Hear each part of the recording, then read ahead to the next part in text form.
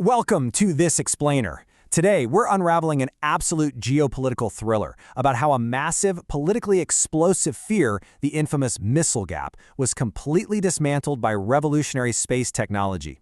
Just imagine waking up every day genuinely believing your biggest adversary was mass-producing weapons capable of striking your cities at a moment's notice, and your own government couldn't even say for sure whether it was true or not.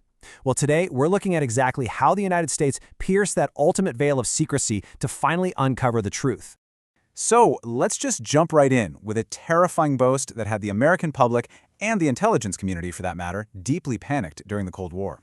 On February 5, 1959, Soviet Premier Nikita Khrushchev confidently announced to the world that the Soviet Union had organized the mass production of intercontinental ballistic missiles, or ICBMs.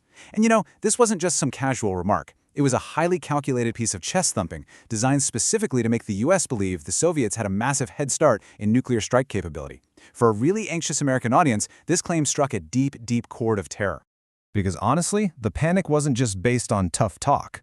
The wildly successful launch of Sputnik back in October 1957 gave those Soviet claims some terrifying credibility. It made the threat feel dangerously real. In the eyes of the world, launching the first artificial satellite and then following it up super quickly with Sputnik 2 proved that Soviet space science was highly advanced. The logic was, if they can put a satellite in orbit, surely they can drop a heavy nuclear warhead on any target, right? That apparent success spawned massive reactions in the US, accelerating funding for a dozen strategic attack programs all at the exact same time. Part 1. The Missile Gap Terror: Perception versus Reality. Okay, so how exactly did this fear snowball into a full-blown national crisis? Well, the crazy thing is, the missile gap wasn't actually real. It was a potent illusion built from very specific, completely justified concerns, combined with a total lack of solid data. You see, Stalin and his successors maintained extremely tight security over their nation. Combine that total darkness with really limited early US intelligence, which was relying heavily on emigres and some restricted radar data, and you've got a perfect recipe for wild guessing. Throw in Khrushchev's deceptive propaganda and a dash of biased analysis from US organizations who, let's be honest, often had their own military budgets to protect, and suddenly everyone is expecting the worst. Now, check out this table. It's actually kind of wild when you look at the sheer scale of the error in these national intelligence estimates. Notice how the Air Force, in their dissenting footnote, projected 185 operational launchers by mid-1961, but the actual number, which we now know thanks to historical analysis, was a mere 4. Just 4.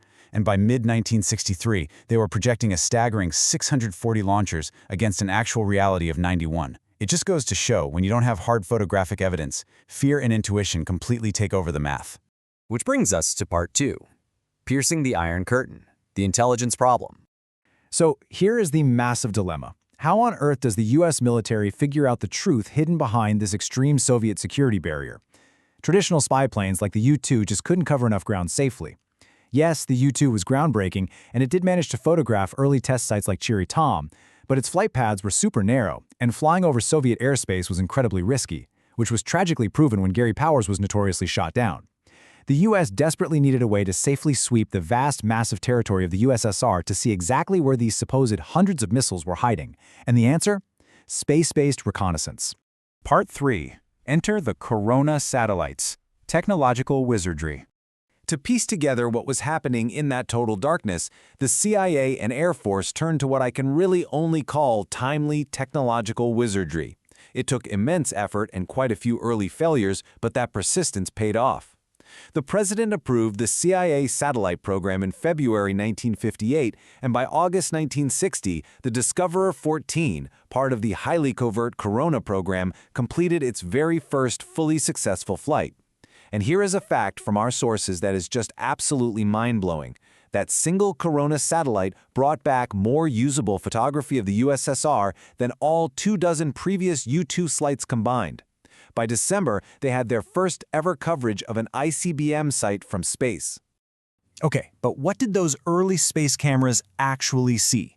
Well, what they found completely shattered Khrushchev's big boasts. The vaunted Soviet SS-6 missile, the one that had launched Sputnik, was actually a total logistical nightmare as a weapon. It was highly unwieldy, it required massive support infrastructure, and it was deployed to only one operational location. Literally just one. This was the exact opposite of the streamlined, mass-produced, widely dispersed threat that the US had been so terrified of. This steady stream of overhead reconnaissance, which, by the way, was modestly and appropriately codenamed Keyhole, provided the indisputable, hard, photographic evidence that analysts desperately needed. For the first time ever, analysts weren't relying on rumors or biased estimates or state propaganda. They were looking directly down at the Soviet landscape. The dark era in strategic research was finally coming to an end. All right, Part 4. Proving a Negative, the Ultimate Intelligence Challenge. Because as it turns out, having a camera in space only solved half the problem. Now the intelligence community faced a fascinating logical paradox. Think about how incredibly tough this is. It's one thing to spot a missile. It's an entirely different challenge to look at a country as massive as the Soviet Union and confidently tell the President of the United States, hey, there is nothing there. To definitively prove that widespread Soviet ICBM deployment didn't exist, they needed 100% coverage of all potential enemy territory. Because those who still believed in the missile gap could always just say, well, you just haven't looked in the right valley yet. Thankfully, this daunting photographic hunt was validated by a brave, top-level human source, Colonel Oleg Penkovsky. With access to the upper echelons of the Soviet Ministry of Defense, Penkovsky confirmed in 1961 that the whole missile gap was a total hoax. He reported that senior Soviet generals fully knew their initial ICBM was largely unsuccessful, and that Khrushchev's boasting was literally just chest-thumping bluff. The photographs showed empty land, and human intelligence confirmed exactly why it was empty. So thanks to the Corona satellite's irrefutable proof, perfectly combined with Penkovsky's insights, the intelligence estimates shifted radically. Remember those terrifying estimates of hundreds of missiles we looked at earlier?